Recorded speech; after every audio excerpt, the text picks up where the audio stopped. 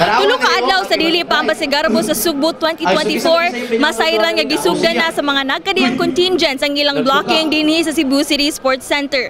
51 ka competing contingents ang gilauman nga perform. O gani karon tuiga, guest performer ang Banawan Festival sa Cebu City. Karon nga hingpit nagyud nga nahuman ng pag-set up sa 60 by 120 feet grand stage alang sa Pasigarbo sa Sugbo, kitagaan og tagsa ka oras ang matag contingents alang sa ilang dance rehearsal. Gani wala makabalda ang kainit sa panahon sa pagbansay sa mga dancers ug propsmen. Lakip sa mga contingents nga atong naabtan nga nag-dance rehearsal, mao ang partisipante sa Budbud Kabog Festival gikan sa lungsod sa Katmon.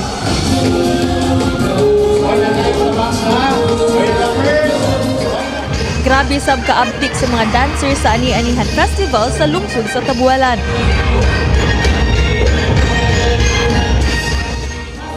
Ang assistant choreographer sa mga grupo ning saysay nga dunay atangan ang mga mananaway sa ilang performance.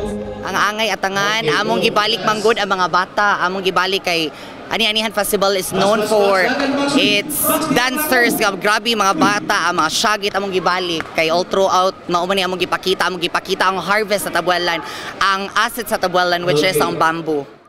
Sa laing bahin, human sa pagpahigayon sa Pasigarbo sa Sugbo, gikatakdang sirhan usab sa publiko ang track oval sa CCSC tungod sa planong renovation human sa mga nakitang damage niini.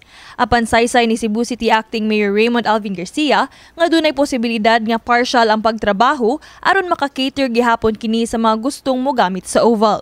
Ang ilang income for 1 month is 1.5 million just on fees.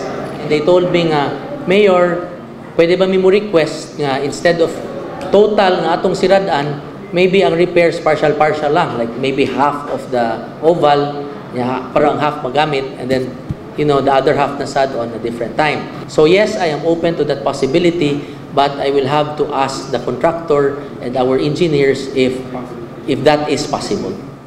Kini si Queenie Holigon alang sa MyTV Cebu.